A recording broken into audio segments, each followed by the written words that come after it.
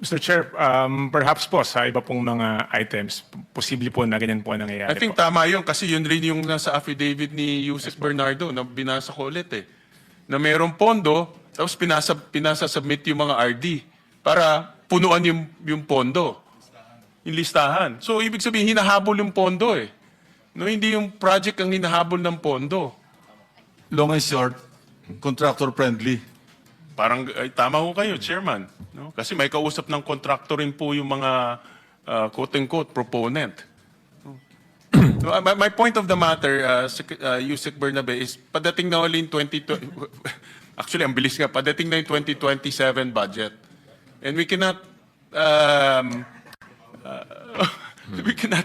hindi natin pwedeng gawin yung ginawa natin noong 2026 na naglilinis tayo. Kaya na-delay ho yung budget eh because of paglilinis ng project. So dapat ngayon pa lang maayos na yung submission to DBM para pag-submit sa amin, maayos na rin. No, that's the point I'm trying to make.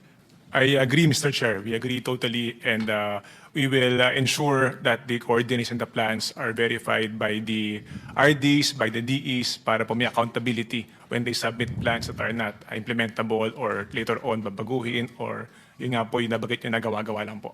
Yeah. And mind you, Senator Win, pardon my intervention again. Sa kabila ng pagkahigpit-higpit nyo at pag-handle hanggang sa BICAM, may nakalusot pa rin, may nasili pa rin kami, may desilting, meron pa rin flood control na 100 million in the 2026 budget. So this is not to put you on the spot, pero hindi ka naman Superman para makita lahat yan. But I'm telling you, may nakita pa rin kaming 100 million na flood control. Eh, ang sabi ng DPWH, zero flood control. In spite of that, mukhang nasingitan pa rin kayo sa BICAM. Pero kasing Senping na yung napapoint out nyo rin yung basic infrastructure program, may mga titles doon na very vague eh. No? For example, yung basic infrastructure program, tsaka yung isa yung convergence na hindi, even kayo, hindi nyo rin masagot kung ano yun eh. Tama po ba? Tama, Mr. Chair. Tama Kung po. hindi mo masagot ng DPWH, kung hindi nyo maintindihan kayo mismo, paano namin maintindihan ho yun? Kaya po, Mr. Chair, we really commend po yung through your leadership during the committee noon pong ating nilinis ang budget ng DPWH. Moving forward nga po, maganda nga po rin nakalagay na sa line item yun po mga coordinates, yun po mga station numbers. That way, hindi na po pwede mag-deviate from what was planned and hindi na po ma-alter yung programa. Maraming salamat, Mr. Chairman. Your Honor, Mr. Chair. If I just can add, habang ongoing sir yung validation nitong 30,000 flood control projects, ang isa pong direction ni Secretary is i-map out na po itong 30,000 na to para pong makita po natin ano po pa yung gaps na pwedeng paglagyan in the future po. Thank you, Your Honor. Now, relevant question. How will you deal now with the substandard and ghost projects? Nandiyan yan. Yes po. Anong pondo gagamitin nyo para i-correct yung naging substandard? Palagay ko, mas mahirap gawin yung substandard kasi aayusin pa yan. Kesa doon sa ghost, that's another Yes, Your problem Honor. altogether. How will you deal with it? Saan kayo kukuha ng pondo? Diyan po, isa pong example tungkol sa Kalumpit, Bulacan, Your Honor. Pinuntahan po namin ni Secretary yan and doon po talagang may mga ghost projects. The problem about it, sir, Your Honor, is tama po yun na may mga ghost po doon. Ngayon po, ang pina-find out, paano pa rin po malalagyan ng flood control project ang mga to para hindi naman po talaga maapektuhan araw-araw yung mga residente po doon sa barangay na yun. Tanong ko pa rin, saan kayo kukuha ng pondo? Wala na sa item yan ng 2026. Yeah, yes, Mr. Chair. So how will you deal with it? Ito po is going forward sa 2027 onwards, Your Honor. In the meantime, bahain na muna yung mga taga Bulacan. If I may, Mr. Chair. May, Mr. Chair, actually, we will have to confer with DBM. We have savings from 2025.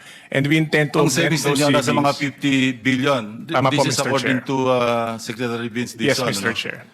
Ang issue lang po namin, Anyway, Sorry. as per Supreme Court ruling, di ba? yung executive within the respective offices, executive, legislative, judiciary, pwede silang, or even the constitutional offices, pwede mag-realign from savings. That is correct, Mr. Chair. So tama, you have to deal with DBM and the president eventually. So para ma-realign, para magamit dito sa mga project na nakatiwangwang.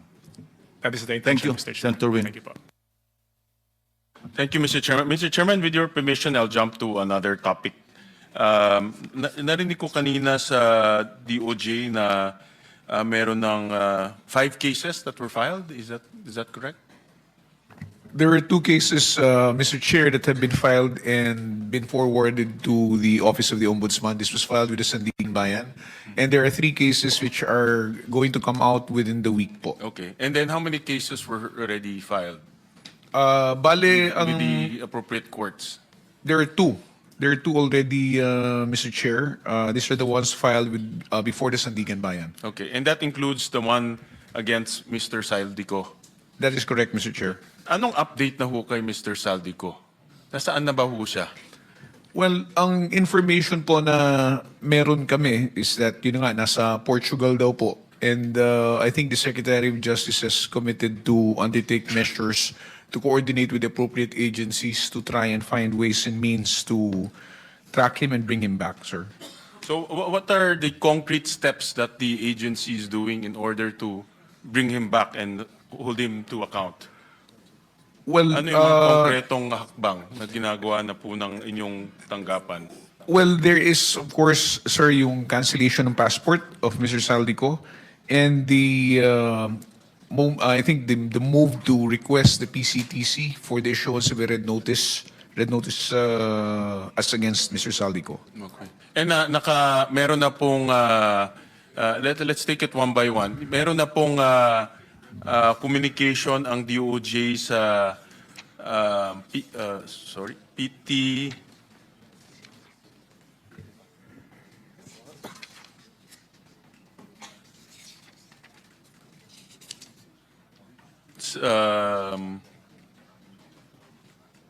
is that the PCTC, tama? The Philippine Center for Transnational Crime. Is it the DOJ who will? It will be I believe, Mr. Chair, it will be the Office of the Ombudsman that will be making the coordination.